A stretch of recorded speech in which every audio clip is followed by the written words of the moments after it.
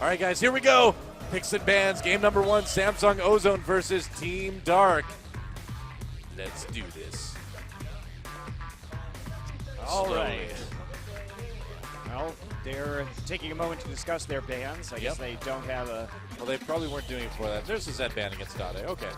Well, if they're not planning on picking it, of course, that is necessary. So the Pocket Rammus ban, and so this is an interesting situation if you're Samsung Ozone, because do you get rid of some of these powerful picks in the current meta, like Nidalee, like Lucian, or do you go and try and control the pocket champions like Rammus and Seraph that Team Dark likes to run? Well, I feel like against a team like Team Dark, this amateur team that's a bit unknown, that's really all you can do. I mean, if you can force an amateur team out of their comfort picks, that seems like a good way to hurt them.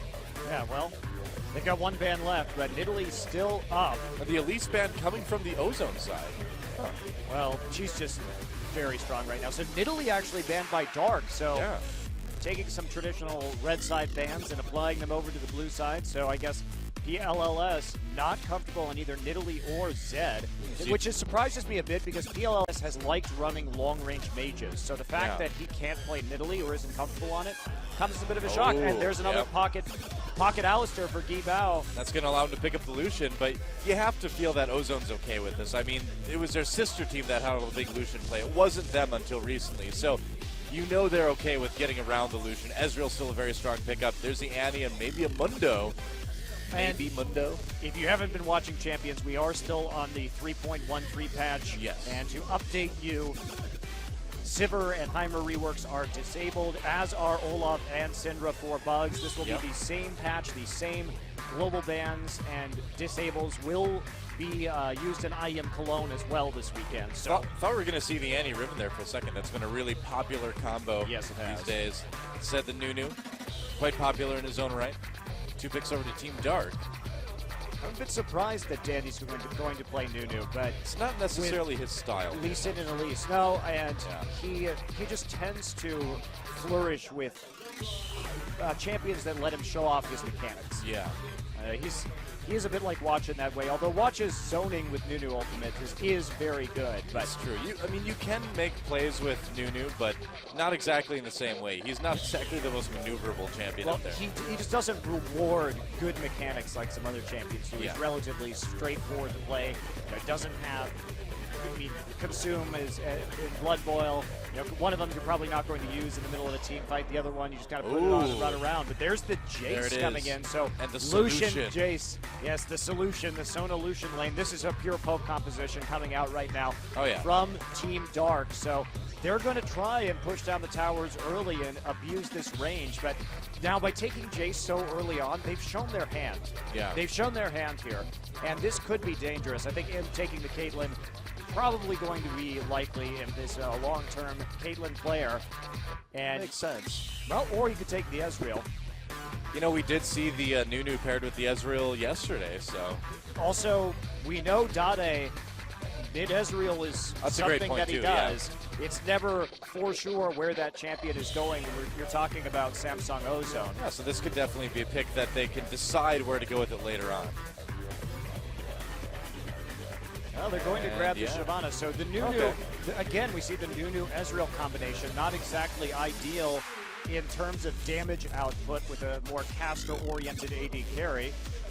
But you can get Ezreal's attack speed way, way up there with his passive and Seraph locked in, so it's going to be a top Jace, it looks like, and maybe it jumps things out. An insane poke competition right now. So this is going to test. This is actually, the Udyr is a decent choice here because he's going to be able just to swap into bear stance and then stun anyone who tries to get into the back line. So, he can pretty much just play defense and help with the disengage as well as giving his team more time to kite. So, interesting cool combination from Team Dark. Yeah. The big question is, will they, we know they have problems with some of the teamwork, some of the vision control, and this is a team composition that is going to be vulnerable to flanks and backline engages, so they have to make sure they've got their wards rocking, and they also need to rotate fast and aggressively. They need to get that edge in the early game. Please pick this. The Blitzcrank would be a good counter to the poke because it'll give them some engage. Yeah. Possibly a Zigzo. Would not be bad at all. Gragas would be the most normal choice. Yeah, so they do have some disruption on the poke right here, some counter poke of their own from Ezreal and Gragas, and they've got good engage coming from Annie right here. All right. I wouldn't say this is exactly the ideal composition coming out of Samsung Ozone. It doesn't have the highest level of synergy. You know, you got to worry there too about the Gragas ult, the Annie ult. You need to make sure that you can get the Annie ult in before the Gragas ult hits. Otherwise, you kind of ends up wasting that Annie ultimate. And you know, we've seen a lot of comps, and you talked about that on your show that just came out of Machinima 2, where you see these comps with a lot of CC, a lot of chain CC, and then you see a Vayne on the outside picking off people after everything gets disrupted. With the Vayne nerfs, Ezreal's becoming a more maybe enticing alternative. Vayne's still good, but maybe Ezreal working out just as well there as well. Yeah, he has a lot of mobility, so he is relatively safe on his own on the outskirts of a fight. And his burst pretty darn good with that Trinity Force. I mean, it's not the same level of damage output, but we are probably going to have to see some changes away from Vayne. Makes sense. Well, more Lucian. Lucian kind of the spotlighted carry, I would say, in Champions this season as far as picks and bans go. Maybe not the most successful just yet, but it's cool to see the Korean scene adopting a new champion so quickly, too. Yeah, it is. And they've been very successful with it. They figured out a creative way to use this Lucian in terms of poke. Very neat. Well, guys, it is time. Game number 1, Team Dark versus Samsung Ozone here on Champions Winter. The game's all loaded up. Let's get in the game.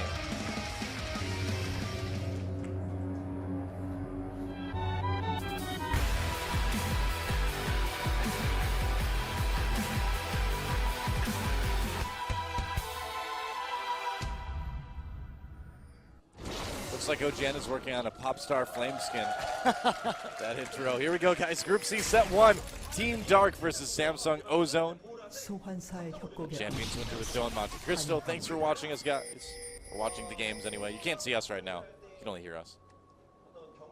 Well, Team Dark, this is going to be a very good test and a very good indicator of how well they're going to work as a team, because this is something that's difficult. This kind of composition is difficult even for world-class teams to pull off, just because you have to kind of have balls of steel. You have to be willing to group early and not respond to split pushing as much. Well, Xerath has balls of energy at least. He's got balls of energy, it's true. But not balls of steel. Yeah, so, they have to group early. They can't be suckered into split pushing for responding to split pushing for an extended period of time. Oh, they've got to really commit to some early sieges. Mata. Oh, boy. All right. Like 2 5-man ships passing the night. A little bit risky there for Mata to go all the way down by himself, but isn't caught out in the long run. And Sevilla, interestingly enough, Keepow walks right into it. There's a stun from Annie. First blood taken already, and they're not done yet. Danny in a little bit of trouble getting low. Looper in the back lines onto Chop. Chop has to flash out low. He gets taken down. Mata claims a victim there. Sevilla coming in as well. Imp has to pop that barrier. And look at this, the craziest level 1 fight I think we've ever seen here. Looper low as well. They want to continue with Dade. They jumped right into it, and that is 2 kills on either side, and it's not done yet. It now gets low. Dade going for the kill, gets the double. 2-0-2 for Dade at level 1. A level 1 ace for Samsung Ozone right there after they got the drop onto Guy Bao. Oh, wow, they really committed, both of the teams. No kidding. Look at this. All summoners used on... All right. I mean, pretty much both sides except for Smite. We have 7 kills in the first 2 minutes and 30 seconds of the game. I have never been happier. Take a look at this, because Okibao comes in, eats the stun immediately, so that's going to reduce a lot of the damage out. But they do line up for it now and PLLS in terms of their line skill shots. But the squishiness of Team Dark early on really hurting them right there, and just better focus firing as well from Samsung Ozone. You saw a lot of very low members of Ozone, and if they had better calling right there on targets, it probably would have been a more even fight. But as it stands, every single member goes down early. Dade ends up with 2 kills, and Dade having a chuckle after that one. Oh, he does smile. He does smile. Yeah, you're right. It only takes 2 kills at level 1 to make him happy. Yep. Well, this game has already been a bit interesting. Well, he comes to lane with 2 Doran's rings immediately alongside his crystalline flask, but a lot of items for pretty much everybody. Yeah, honestly, like the power level of both of these teams isn't all that different just yet. Well, I mean, we do have an immediate 1.5k gold difference, so that's going to be it does. A little awkward for Team Dark to overcome, but yeah. Especially the problem here is that Team Dark, they really want to have that use that early game power spike to shove down turrets from long range and use that poke. And so giving away so many kills and starting with the deficit is going to cause this team composition in particular quite a few problems. Yeah. Well, keep on it now, trying their best to just shove this lane, put as much pressure on as they can. They do have a little bit of catching up to do. Now, Imp got 3 assists and no kills, whereas It Now got a kill and an assist. So It Now actually does have a little bit more item-wise early on. We'll see how it goes, though. Yeah, he gets that extra long sword in there, which of course will be quite helpful, especially considering their lane has the sustain as well. So this should be a 1 lane for Team Dark, barring any kind of terrible errors. So Sevilla, I like the Udyr pick for him just because when we saw his Rammus, he really values mobility on junglers to just kind of rapidly gank multiple lanes. Right. And Udyr's a champion with that bear stance. It's going to give him similar flexibility should he choose to use it. But nope, not going to go for the early boot Spirit Stone. However, he is going to buy some pretty early wards right now. Yeah, well, I mean, we talked about warding being one of the issues that Team Dark had in their last outing, and seeing those early wards, possibly a good sign there. We'll see. Yeah, I'm very interested after that crazy level 1 how this is going to shake out. Again, Dark, they've got a group pretty early on here. They're going to have a power spike after their first major items come in, and that's when they really need to just force Ozone to adapt to them, ignore the split push, go all in on the sieges. That said, it's going to be hard for them to siege with a champion like Gragas there to break everything up, and there's always that very threatening engage potential from a flash tipper stun. Now Sevilla dropping the lane in the river, and he's moving into the enemy jungle here, doing a little bit of counter juggling, and it is usually a pretty good thing when you can find the enemy jungler as Udyr. Yeah, well, he is going for the Phoenix stance Udyr, so focusing instead on that jungle clear. Just going to go ahead and steal those wolves. Dandy. Oh, poor Nunu. Oh. He's actually just going to leave the wolf there. He thinks he might be able to catch up, but doesn't see that Udyr, so no reaction possible. And yeah, early game pink wards coming out from 3 members actually of Team Dark, so they are very interested in getting an edge and vision control early on here. Yeah, this is a total change from what we saw last time.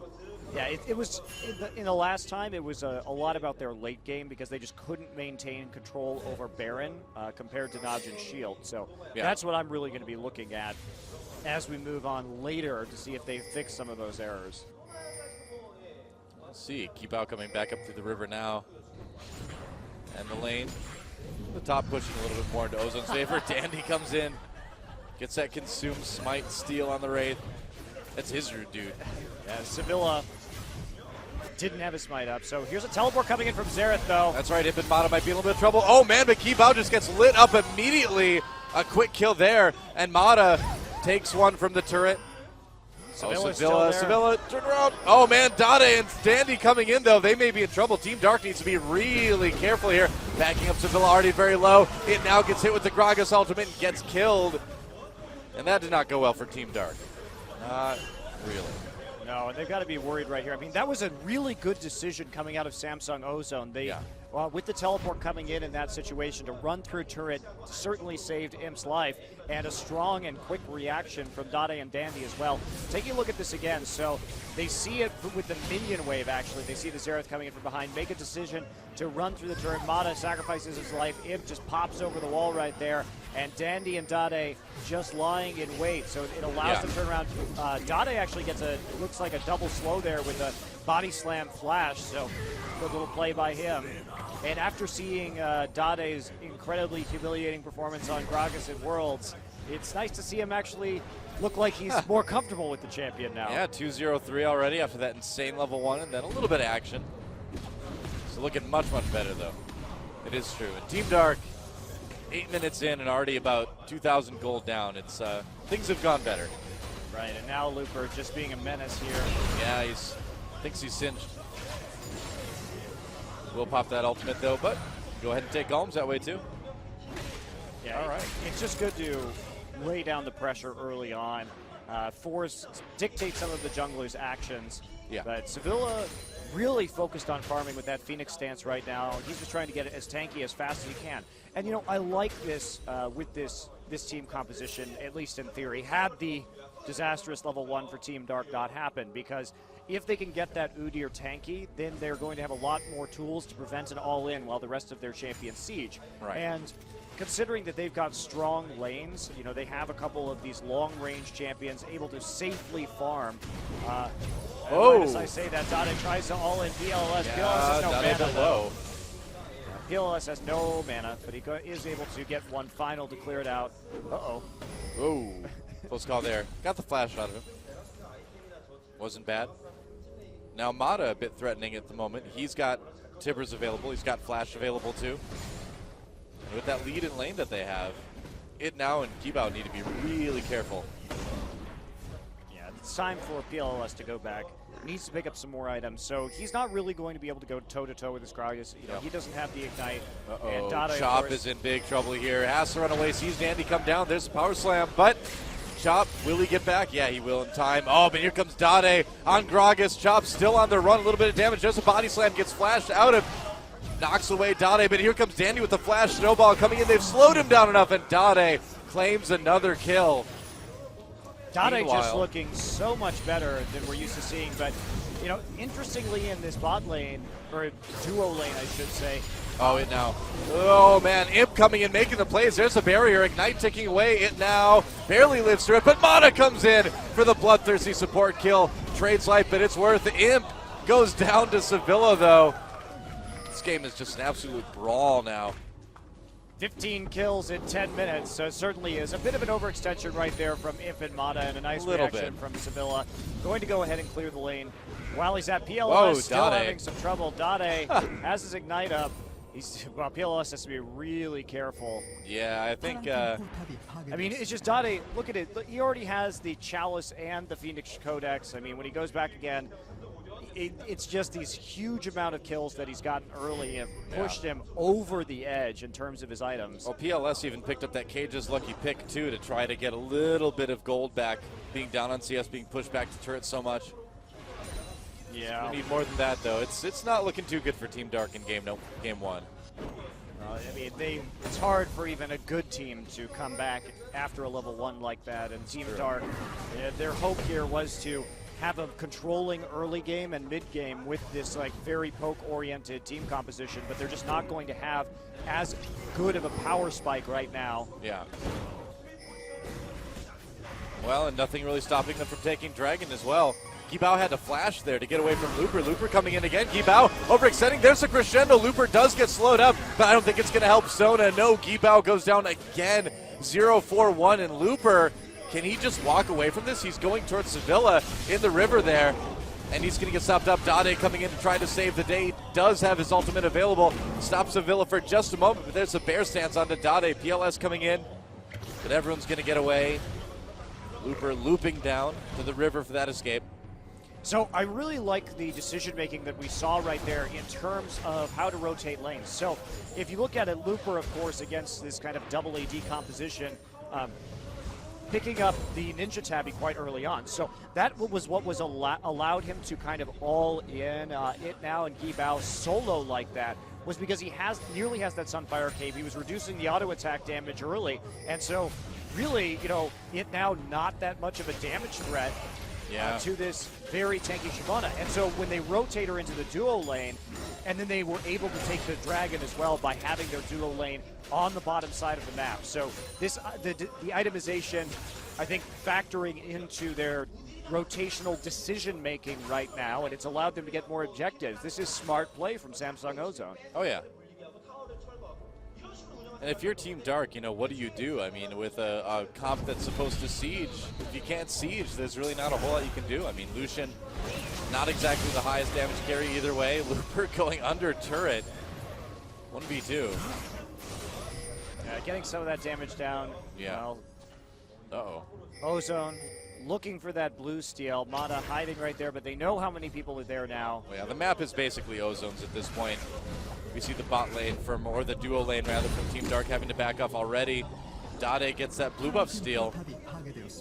Imp takes the mid lane turret, and everything just going Ozone's way. Yeah. 5,000 gold lead at 13 minutes, about 14 minutes. I don't know. I think this is going to be a 20-minute surrender, man.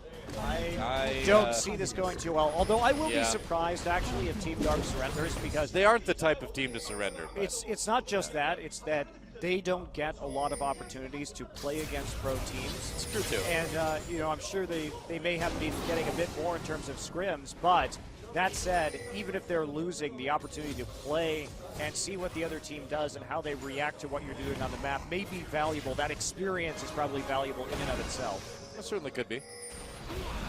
Oh, here comes Looper coming in at a Gibao, who gets caught again. Man, I mean, we saw this last time too. His game that he wasn't on Alistar, which I believe was a Sona game as well. Just, wow. Skara just dived inside, seeing that right there. Took 3 wards to actually hit that one. Oh, it's a rough day. Just one of those days. Mata should really know how to place that ward by now. That is Hey hilarious. Man, everybody misses that ward though. Even I miss that ward sometimes, Monte Cristo. The question is, which one is harder to hit, that one or the one from red side over the wall into that little river brush? That one's pretty bad too. But I think the Dragon Pride. Oh, Flash Timbers onto 3 people in the explosive cast. Amazing engage from Ozone, and Team Dark just gets evaporated. 2 members down already, pushing them off that turret quite easily. Dade at about half health, but he can just kind of waltz away back to that turret. What a Flash Timbers engage from Mata. That was beautiful. Yeah, nicely done, and easy cleanup too, with how much damage Samsung Ozone is doing right now, considering their pretty substantial lead across the board. I mean, if we look at the CS differences too between Dade and PLLS, take a look at this again.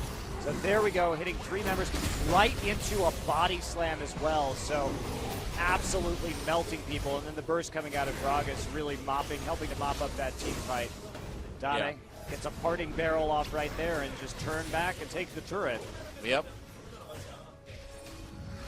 Well, this is unfortunately for Team Dark, a pretty monumental stomp so far. Well, their team composition needs to be ahead in order to... Well, it really is all about that level 1, you know. I mean, they're just, with this team comp, there's just not a whole lot you can do. I like the team comp, and, you know, Joe, I'm really sad because I wanted to see how well and how aggressive they were going to play with this team composition, and if they were really going to try to base race and, you know, have that strategy stick to their guns. But they just got too far behind. They've never been able to group because they've been fighting on their back foot. Yeah, pretty much.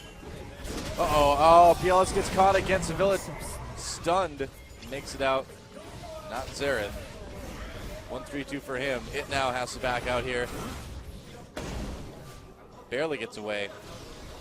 And yeah, there's just nothing that Team Dark can do at this point. Ozone just vastly ahead. Yeah, and also Ozone using this lead to push methodically to close out the game. Really doing a good job of capitalizing on everything all the opportunities that they've been given. Yeah, playing appropriately aggressively.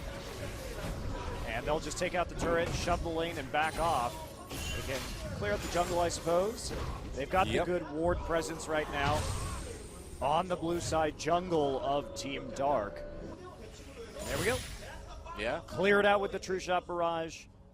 And that means all lanes will be pushing after they go back and get their items. They've got 5 wards on the blue side, so this is a classic Ozone moment where they put 1,000,000 vision wards down in order to take Baron. I've seen them place as many as 9. Well, that's not going to happen after Season 4 comes out. This is going to be the max we'll see then. Ozone really likes to vision ward Baron in the mid game. Yeah.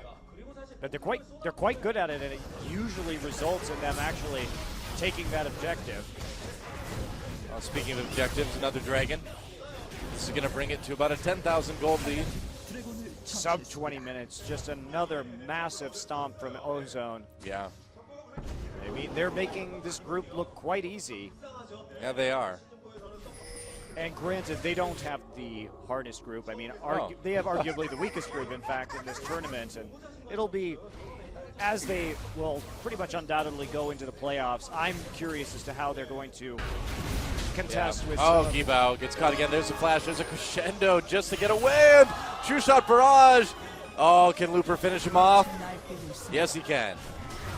And Imp not quite having. Oh, wow. Oh, Imp gets caught. Oh, there's a barrier in the flash. He almost got cold. He did, and the Xerath ultimate coming in as well, but now Chop a little bit. Oh, explosive cast. Nearly takes out it now. Chop in big trouble. More than big trouble, he's dead. And Looper just backs off. Takes a lot of damage, even some turret hits, but no big deal. He's pretty tanky at this point. This Ozone team is looking fantastic, Joe. Yeah, this is such a big difference. I mean, I can't stress enough, especially Dade. Yeah. Yes, he had a big lead going in, but it's not just that. It's the difference in the quality of his Gragas play as opposed to Worlds, when his Gragas play was just abysmal. And to see him using the champion so much better here tonight is encouraging. And I mean, one of the big problems they had at Worlds, too, is overconfidence, getting really sloppy when they were ahead. And we're not seeing that at all this game. Not really getting out of position, not really getting sloppy too much. It's pretty tight. They just want to end the game. Now, Looper looks like he's adapted to the team nicely as well. I mean, he was one of the few bright spots in Ozone at Worlds. And wow, Dade going in. There's the explosive cast in the Ignite. Finish him off for Dade. And there's the 20-minute surrender from Team Dark. They want to move on, and I can't blame them. Ozone with an absolute stop in game number 1, and that's tough, man. I mean, it all goes back to that level 1 fight, and you know, people don't like to talk about level 1s meaning the difference in a game, but when you have something like that, when your team gets aced at level 1, then it definitely does. It does. And Team Dark, I'm sure, learned something right there. Now, they saw the 5-man invade, or at least they saw at the very least Annie in the jungle early on, so there was a possibility of 5 men in the try. Now, it wasn't likely. I will give it to Team Dark that it was not likely that Ozone would be 5-manning the try rush up in top lane. All right. It was a little bit sneaky. Give me a percentage. Like 5%. Not. Wow. It was it was unlikely that they would do that. All right. Well, it's a victory for Ozone, and you know, I will say this too, is that last week we did see Dark get beaten pretty bad in game number 1. They came back in game number 2, played really well. We'll see if they can do it right after this. Don't go anywhere.